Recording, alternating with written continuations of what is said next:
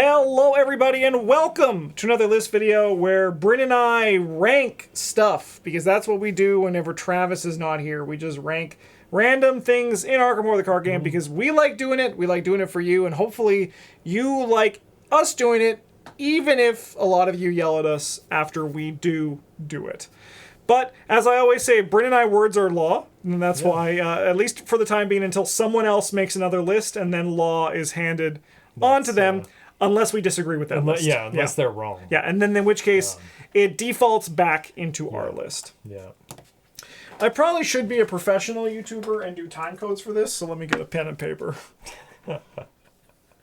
All right, let's go to our first card here, which is Lockpicks, the level 1 version. Obviously, the level 0 version didn't even make close to our top 10. I actually think we didn't even select it. Yeah, we didn't even look at making a slide for it. We just threw right past it. So 3 cost, 1 experience, uses 3 supplies. If Lockpick has no supplies, discard it. As an action, exhaust Lockpicks, investigate, add your foot to your your foot value to your skill value with this investigation. If you do not succeed by at least 2, remove 1 supply from Lockpicks. Yeah, it's just good.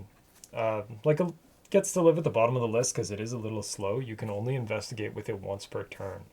Unless you have, I don't know, some sort of yellow card. Yeah, some sort of yellow card that just would, let you untap it. Yeah, that lets you increase the value. Look how fucked up my eye looks in the 10 right now. I don't like that. But yeah, it is true. And Tinker, I think it's called Tinker for the card. I don't know either. But I mean, new. Right now, I think one of the few people who can use it is Trish, right? Yeah. And Trish also doesn't really need the boost. She's looking pretty good. Trish, you can do it in Monterey Jack. Hey, you can do it in Monterey Jack, yeah. Might be really good. He has to do it with the level 0 lockpicks though, because he doesn't get the upgraded ones. Yeah, but just don't fail. Just don't fail. And do it twice, yeah. Right. It's really easy to not break your picks. I actually only think in my entire ARKHAM life, I've only had the lockpicks level 1 actually just break once, 2-0. Yeah, you got to get real unlucky. Yes, and when that happened, I was like, "That's okay. I have my second lockpicks right here." Yep. What lockpicks is also really good at is it's good at boosting the rogue classes succeed by X archetype. It's still one of the best tools for that. You give anyone a lockpicks and a lucky cigarette case 3, and you're going to win the game because your card selection is kind of just incredible. Yeah, you kind of just pick a card from your deck not like the top one, just one of them that is there. Yeah, and it's usually you can succeed by 4 to 8, which is crazy. Yeah, without actually putting in much effort. So yeah, that's pretty good. Yeah. All right, moving on to our next one here. We have I'll Take That. This is a 0 cost event, trick, upgrade, illicit. They're all illicit, just so you know. And we also chose non-weapons. Yeah. Preston mains need not apply. Oh, yeah, that is true. Yeah, should have said that at the beginning. Maybe we'll put it in the video description. And then also I should also say that we did non-weapon illicit cards because we already ranked all the weapons, and it felt strange to do that again. Some weapons would definitely make this list because there's a lot of good weapons. The Mauser C96 is sweet. Yeah. The new British Bulldog is also really good. It looks really cool. But so we're just focusing on those because we already talked about weapons. But fast. Play when you successfully evade a humanoid enemy or successfully investigate. Play an item asset from your hand, reducing its cost by X, where X the amount is succeeded by. Attach I'll Take That to the asset. Attached asset gains illicit. So this is a double illicit. 2 illicits for the price of 1. Hey, remember that card we just talked about, lockpicks? Hey, do you know what works really well with that? I'll Take That. Yeah, even if you're just playing something as though it were fast that only costs 1 or 2, not paying the action is still pretty sweet. Let alone not paying the resources. Now, I already know some people in the comments might be in a little bit of a tizzy because they're like, wasn't it just last week you were saying that Fence, which does something actually quite comparable to this? No, it doesn't. In terms of no, if you think about it, it reduces the cost of something and plays it fast. That's what it doesn't do both. It doesn't do both, but it can. One. Unless you have 2 of them, in which case you have spent 2 action, 1 action because the second one was fast. Yeah. And 6 resources and 2 cards. Exactly. To get this. I'm just saying because people are. We're probably going to bring it up. But the thing about what I'll Take That does immensely more over Fence is that it's 0 XP. And I know 1 XP doesn't seem like a lot, but it actually is. for a lot of things, because it's also a slot in your deck. It's also 3 resources up front. And the reality is that for me personally, like, Fence isn't on this list, spoilers, because also, like, I don't need to really do this effect more than twice in a scenario to be able to rock it. You know, and that's why when I look at this, this is just like a better version of what I want from that card. There is like a slightly different opportunity cost here, where like instead of the action 3 resources and a card from your hand, you're paying 0 resources and a card from your hand, but you also have to set up an investigate that has succeeded by probably 2 or more. Yeah. Which, I mean, it's not super difficult, but you do have to do it. Yeah. And notably, like, while the evade on humanoid enemy is pretty specific as well, this is usually generally for, I find it playing for investigating with the card we just saw. But even like Thieves' Kit also, you can get your number really high. Because as you always say, foot's cheap. They're selling it. Foot is cheap. Yeah. Like, they're actually giving it away. Yeah. You just get it tacked on to things. Yeah. The attached asset against Illicit 2 is really good with Hidden Pocket, which we did cut to the list. It was like probably like in the top, like 12 to like 11 to 14 area. Yeah, at the present moment, like an armor or a clothing is a little bit tough. Yes, yeah. It's not the easiest thing in the world to put into play. Yeah. All right. Next up, we got a new card from Hemlock Vale, Dirty Deeds. 8 costs, it's the 8th card. 1 cost, 3 experience. It's a double, so you have to pay an additional action to play it. Search your deck for an illicit asset and play it, paying its cost. Then you may resolve an action or lightning bolt ability on that asset, ignoring all costs, including its action cost, if any. Playing this card does not provoke attacks of opportunity. Yeah, I mean, what could you get with this? An illicit card, obviously. Yeah. You could even get a fence. You actually can get a fence. Like, please don't. I mean, like, 2 actions is so much worse for a fence. 2 actions and 4 money is... That it is, yeah. So much worse. Yeah. But if you get something cool, like a gun... Like a gun? Or a lockpick, or a Thieves' Kit... Yeah. Any sort of asset that does something... Yes. Yeah, like has an action on it, you're obviously just getting the 2 actions back out of it. You paid 1 resource for the, privilege of getting to go find it from your deck. Yeah. So you can play all kinds of weird one-ofs and be like, do I... Yeah, just toolbox it up. Yeah. Maybe. I will note that this is one of the few new cards on this list that I actually have not played with or seen played. So, like, this is kind of like a hypothetical placement for it. But I just don't see how this card can be bad. Yeah, it seems like... Tutors are a very like getting to go find a card from your deck and put it even in your hand is a very powerful effect. Yep. So getting to play it, I mean, sure, it does, like, you do pay the actions up front, but you get them back out immediately. Yeah, because you get it, like, if it was like search your deck and play it, paying its cost, it would still be like you could find it in a toolbox deck. Yeah, but 3 XP would be a little steep for that. Yeah, exactly. But you also get to, like, fire your gun. Yep. You get to use your lockpicks, right? You get to use your Thieves' Kit.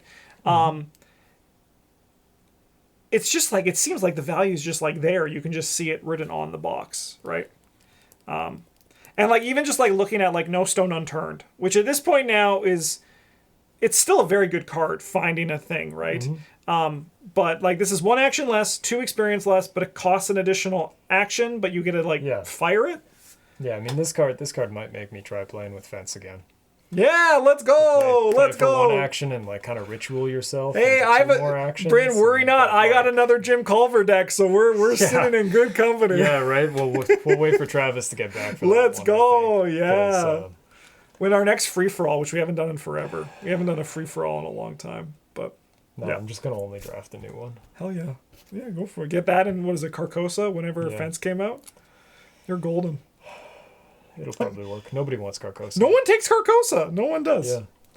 All right. Next up, we have Damning Testimony, which has a lot to read. What does this card do? Look at that. It's right here with us. So, this is a customizable card from Scarlet Keys. It's a 4 cost.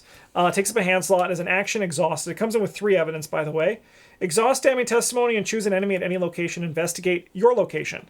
If you succeed, you may spend 1 evidence to discover 1 additional clue at the chosen enemy's location. You don't need to spend the evidence, which is going to matter once we get to some of these upgrades. So, search warrant. While investigate using the damning testimony, you may ignore any effect or keyword on the investigated location that would trigger. I mean, that is good tech for Circle Undone and like other potential things as well. Fabricated evidence. It enters play with 2 additional evidence on it, so you get 5. Blackmail, you get +2 book while investigating using damning testimony. Extort, when you successfully investigate using damning testimony, you may spend 1 evidence to automatically evade the chosen enemy. That seems pretty sick. Surveil, you may use damning testimony's ability to investigate the chosen enemy's location instead of your location.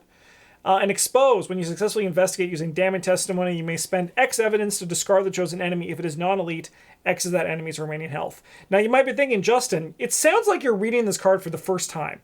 You might not be wrong. You might not be wrong, even though like we wrong. literally actually just read it. We'll put it on this list. This is the customizable card that I think I know the least about, except for maybe Ravenquill.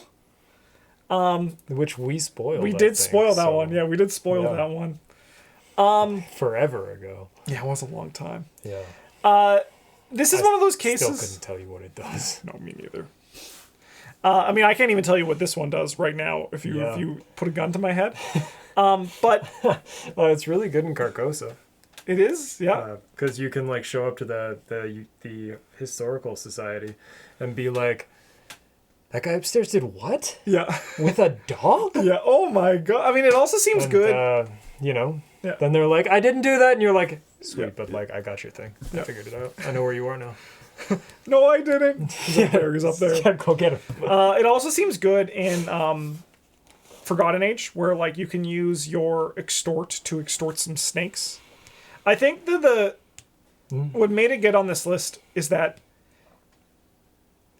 it is good. It's customizable, so you can do a lot of cool things with it. And it is just another way for you to investigate, but then like the ceiling on it is higher than on certain other things. Yeah. We are also getting more and more non-elite enemies that have like 5 hit points. Yeah. 4 or 5 hit points. And if you take the fabricated evidence and expose, you can just use this to discard one of them without ever having to even enter its location. Yeah. Sure, it costs you 2 actions and 4 money, and that's kind of a lot, but after that that's you okay. still You got a fence, so it's fast. Yeah. But then after that's too, you still get +2 book, right? You probably like, I feel like most of these want blackmail, right? Yeah, you get to keep using it after there's no evidence on it. You just can't do anything with it unless you chose blackmail, really. Yeah. Yeah. But it's... I guess you can use the search warrant. You can always use search warrant. You don't Yeah. need... So like, good in Circle for that. Great in Circle for that, yeah. The witches are like, now you're cursed, and you're like, no, I've got a warrant. I mean, also probably even good in stuff like Edge of the Earth, because there's locations that give you like Tekalilis. I think there's just like a lot of use cases where like this card is good. It's going to go above and beyond. Yeah. Even though I was telling Brian, I've never seen this card like actually pop off. Yeah. But that might just be like a me thing. You can also use it to defeat snakes without cool. getting angry. Yep. Because you aren't actually killing them, you're just putting them in jail forever. Yeah, that actually is pretty sweet. Yeah. That's not bad. Yeah. So actually, if you're watching this and you use damning testimony to any great success, please let us know in the comments, because I want to, even though like I'm confident that this is a top 10 non-weapon Illicit card, I don't like.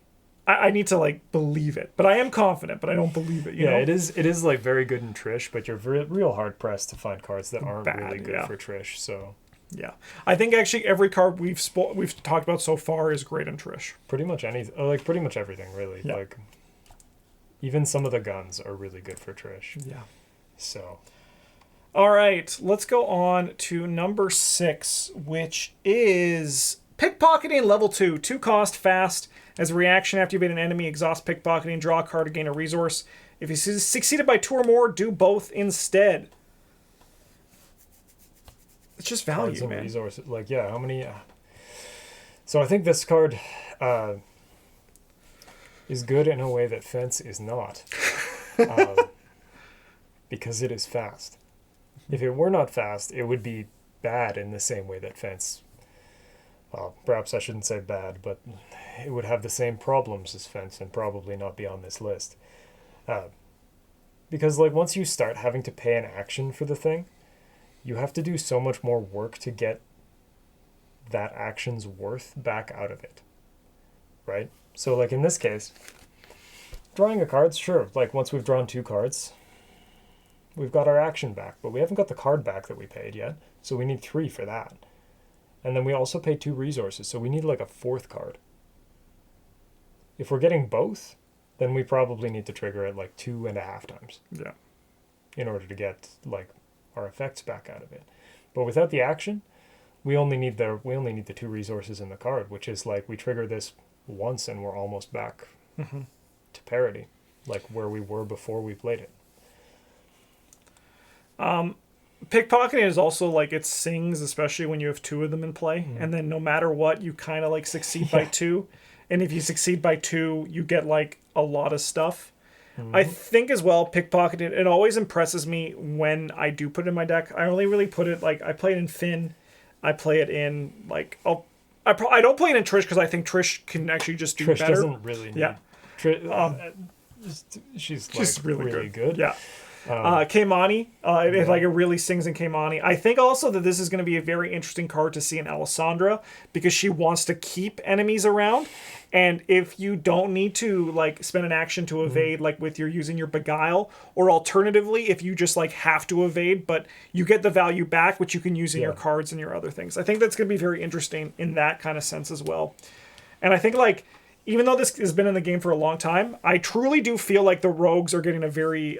they're growing more on kind of like the evade side of it. We're getting like a lot of pieces that are sort of like the payoff to the engine that we had. Yes. That we were working on. Yeah. Yeah. Which makes a lot of cards that may not have been so good before kind of good. Yeah.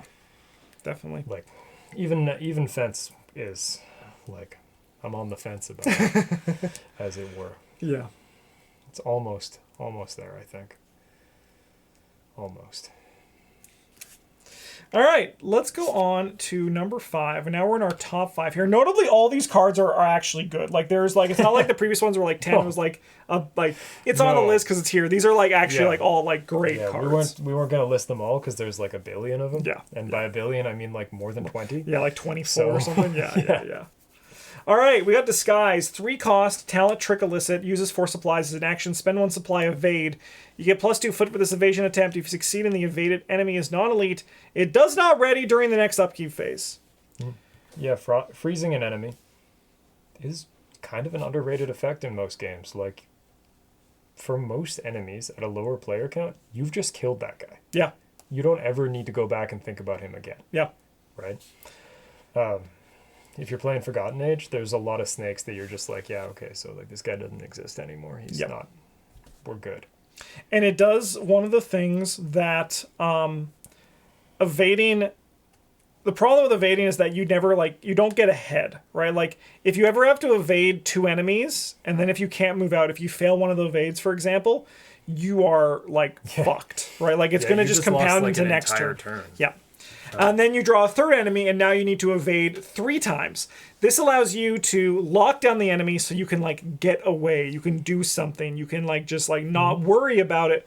And I do actually, like, love that, like, the designers have realized that while evading additional enemies is a good effect, this freeze... very often. This freeze actually should have, like, I think been here since day one. This should have been, like, an effect that we... The tap down and lockdown is an actual way to make evade viable, right? I do think the Disguise should be higher up on this list when you look at it like with higher player counts. But with that as well, like if you are the evade, you can still lock someone down till your goon gets there. It's like, hey, I just need some time to kill this thing, then I'm going to come and kill that thing, right? It gives you just like breathing room. Yeah, or if you're playing a deck where you're playing a lot of cards that care about you still having humanoid enemies or some other kind of enemy in play. Yep. This allows you to just be like, all right, so you don't count this turn, but you don't count next turn either, and next turn I'm not going to be here. Yes, yeah. So, and you do you. And it's also level 0. This card actually is pretty good for a level 0 card. Like, levels, like, you look at a level 5 card and you're like, this card's good, you know? Like, I look at Cyclopean Hammer, or like a Runic Axe with 10 XP, and people are like, this card's really strong. And I agree, it's very strong. But it has to be. Yeah, it put that much in here. When a level 0 card is like at a rate that is incredibly competitive, the value of that card goes up a lot higher. Like if you're playing a deck where you want to be evading guys, Disguise probably Sticks in your deck till the end or close to. Yep, definitely. Yeah. And we'll probably see an upgraded version one day because we're getting a lot of those, and I think that would be pretty. No, it's sweet. free. It's free design space. Exactly right. All right, let's go I to. think an upgraded one of these that just like is fast. Yep. Would be really sweet. Like I think for just like an XP or two. like a fast, and then even just like one more supply too. Yeah. Yeah. Or like fast and like cost 2, but have the same supplies. Yeah. I think that would be. We're cooking. Call us. Very strong. Call us. I probably won't answer because I don't pick up numbers I don't know because it's the 21st century. So because no one does. Yeah, no one does. Leave me a voicemail if it's important. All right, let's go on to number 4, which is Underworld Market. 2 cost exceptional. It's a permanent. You get plus 10 deck size. As a reaction, before drawing your opening hand, choose 10 illicit cards from your deck, shuffle them together, and place them next to the Underworld Market as your market deck.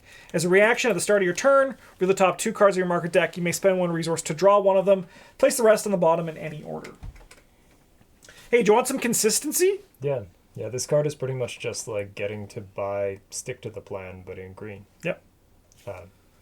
You can just stick a bunch of guns under here if you want to, and then you'll always have a gun when you need one. Yeah.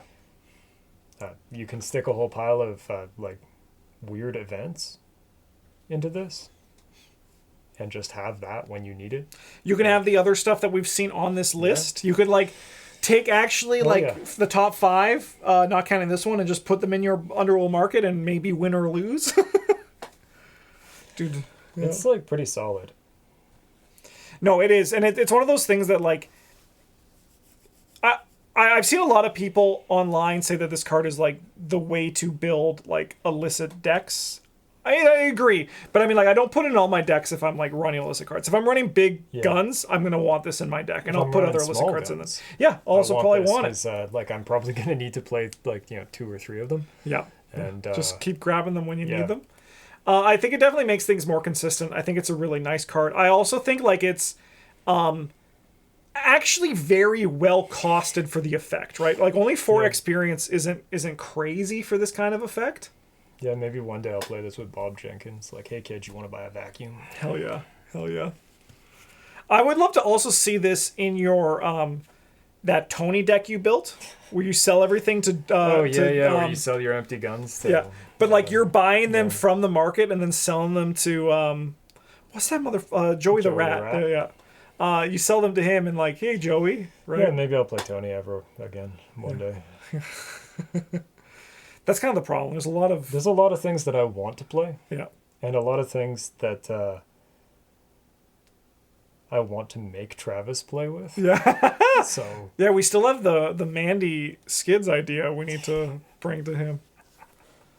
It's not good. No, problem is there's just like there's so little time. I mean, I think that once Hemlock comes out, we've been playing a lot of Spirit Island lately. I imagine we'll probably like get more into like doing ARKHAM rotations too once the time comes. But although there is a new Spirit Island. There is a new Spirit Island. Yeah. Expansion coming out. Yeah. So. All right. Now we're in our top 3. And we're starting with Grift, another new card from Hemlock Vale. 0 cost event. It's a level 0 card. Parlay, choose an enemy location and test foot 0. For each point you succeeded by, gain 1 resource to a maximum of 6. If you failed, that enemy attacks you. Testing at 0, there's no possible way that it could ever be broken. So, yeah. This card is... Foot is like actually cheap. Yep. A lot of rogues have high foot, right? Yeah. You play this in... You can tell it's bad because it's the one green gets. So. Keimani, Alessandra, Trish, Finn, Skids. What's her nuts? The Safina? Yeah. Like the only one who doesn't really is like the guy who can't play this. Yeah. So you need to have an enemy in your location. I guess Tony doesn't get to make huge use out of this either, but Tony doesn't need to make huge use out of anything. No, he has a lot of he generates a lot of passive income by doing his job. Yeah. You need to have an enemy, which makes it a little bit less reliable than like something like Faustian Bargain, but honestly it's hard to out reliable Faustian Bargain, right? Like that's just like all reliable. That's true. But what this does offer is a foot test at 0. Yeah. Like if you've got this and you've got like a level 3 Lucky Cigarettes, It's not what it's called. It's called Lucky Like cigarette case. Yeah, That's yeah, what it's yeah. called. It's not just Holy Lucky cigarette shit, yeah. case. Then you can probably just go through your deck and take whatever you want, but also get the money to pay for it. Do you know what's also sweet? Like, you need some money. Hey, why don't I throw Nimble on this test and then also move 3 times? Yeah, like there's a lot of ways that being able to pass a test by a pile of stuff is good. I mean, and like, do you know what's let me put Nimble on this. I'll move all the times that I need to this turn. I'm also gonna commit like my quick thinking to this. Yes, get an extra and action. Just like this was free. If I played it with my Chuck Fergus, then it's even freer. And then you also can look at an action. You can also look at things like, hey, what if I watch this as well and just make 12 resources in one action, right? Could be done. Like these are all like things that like there's a lot of good skills in Rogue that this is just going to take advantage of. They care about like what you succeeded by. Yeah. Dude, like I'd even play this in like Trisha's My Economy, and I would play like I would just like commit Eureka's to this and just look at this as like free replacement card draw. This is a wild card. Was this the one that I actually can't say that. That video hasn't come out yet. Oh. The Hemlock Yearbook. Oh. Yeah. That's a great video coming out. There's a really exciting video coming out on the channel, I think at the end of the month, but still. This card's bonkers. I'm really excited to see what people can do with it. I mean, I think I want to play No Taboo with this just so we can play Double or Nothing and just go like to the fucking moon. Get all in on this. I mean, you can just put all in on this, right? Like, and just also draw 5. It's a test at 0 seems insane. If only there was a way to abuse that, right? Yep. All right, on to number 2, which is Thieves' Kit, level 0 with a shout out to the level 3 version, which is probably in like the top 11 to 15. 3 cost, use a 6 supplies as an action, spend 1 supply, investigate. You may use foot instead of book for this investigation. If you succeed, gain 1 resource, takes up the hand slot. Yeah. Yeah, the reason that we got this one instead of the level 3 one is the level 3 one better? Yeah, you have to pay XP to put it in your deck, and you don't pay XP to put this one in your deck. However, this Thieves' Kit is also good enough to do the job, and it does not cost XP. So if you're playing a low XP campaign, which is probably Dunwich, and there will not likely be another one, because that's not how their current design philosophy appears to be, which is fine, not a complaint. Playing with big flashy cards is fun. But this one doesn't cost you anything. Yeah. So you can do other things with your XP early, like, I don't know, buy an Underworld market or what have you. Yep. Put a bunch of points into your damning testimony. Exactly. There's like a lot of good things that you could do with XP and green. Yeah, I do think it is the best XP class, and that shouldn't be controversial, I think, because like it also has like just Lucky Cigarette Case 3. I love this card. I've actually always loved this card. I think this was one of my favorite cards from Scarlet Keys, and I think it really just opens up the rogues in terms of their ability to get clues.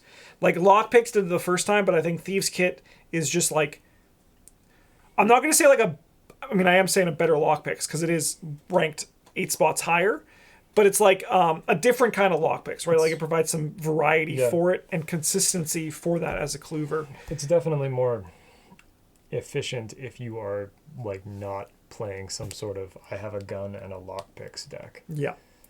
In addition, it's also kind of like, not actually, but actually like a Dr. Milan Christopher. It's going to give you like probably like +1 if you're going from your book to your foot. It's giving you resources for 6 of your investigation. It's going to pay itself back and then some. Yeah, you ever sleight of hand one of these into play? Yes. Try to burn as many supplies as you can. It's so it's fucking good. It's good. Yeah, and just get like some haste in there. Use all 6. It's incredible. Yeah, like if you don't have a location with 6 clues on it, but you commit a Nimble to one of these, so it's cool. You got to move for free, and copy paste. Like the thing about Lockpicks that I think was really like and I think it's actually probably a good thing that you are using your book instead of your foot, but you've been able to use your foot for this. Once again, everything we just said about Grift, copy and paste it for Thieves' Kit. You can commit all of those, all that good stuff. Yeah. To this. All right, and our number 1. Can you probably guess what it is? I think a true Illicit card lover will know what our number 1 card is, and it is suspense. That would be it would be really funny. It's Dirty Fighting, 3 cost, 2 experience, talent, trick, illicit, limit 1 per investigator. While attacking, parlaying, or attempting to evade an exhausted enemy, you get +2 skill value. As a reaction, after you evade an enemy, exhaust already fighting, take a fight action against that enemy. Ignore the aloof keyword for this attack. It's just good. It's just good. There's a lot of decks that can exist because this card existed that were not good before. This card's sweet if you're playing Finn. You get to evade the guy for free, then you get to shoot him with your gun. Like, you know, possibly the 38. Maybe it's a Mauser and you get some other stuff out of it. Whatever. Who cares? It's a trick, so you can play it in Rita. And she loves it. And, like, probably moves her up, like, almost an entire stage on the investigator ranking. From just being like, well, you're really good in low player counts, but but now like you can like be like you can like live anywhere. You're like actually just kind of good. Obviously it sings with Keimani. I think it's like it's very good. There's no piece of this that is bad for Keimani. Yeah, because you just like you evade the enemy, you punch it, but you're like, but I'm going to kill people with its ability. But like, say for example, you deal a damage to that enemy, you've given yourself +1 for that ability you're going to be taking right away. I think it's gonna. I haven't seen it with Alessandra, but I imagine with Alessandra it's also going to be really good, right? Because you're going to be parlaying with enemies. And you're going to get +2 skill value, which is really good because it's like not actually another copy of Fine Clothes in your deck, but it's like having more Fine Clothes in play that you can find. But what I think this card really does, and like why it's so good, is because obviously the numbers on it are really good. But like it just is like a perfect card at showcasing why why rogues can have some of the best design space to explore in their combat options. It's like cards like this and the 25 automatic are just like, wow, this is like awesome, inspired card design. And like, it's also really good. But it's like it being good, but also like opening up so many avenues is what makes the card so exciting. Yeah. Yeah, it's like, it's fun and cool in exactly the way that Cyclopean Hammer is not. Yeah. Yeah, I never get upset when someone's like, you know, I evade the enemy and then I hit him over the head with a bottle, watch this, you know? Yeah. Yeah, is it as good as Cyclopean Hammer?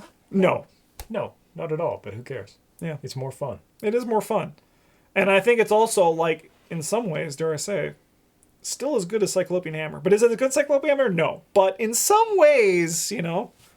I mean, if your name is Skids, you could play both of it. No, you can't. You're the wrong one. That's what Teamwork's there for. Yeah, that's what Teamwork's there for. Dude. Okay, hear me out. I'll play Carson. I'll give you a Cyclopean Hammer, and you can just swing with Skids. Ooh! It could work. I mean, it's been, what, a year and a bit since we've done a Teamwork deck? I think it's time again.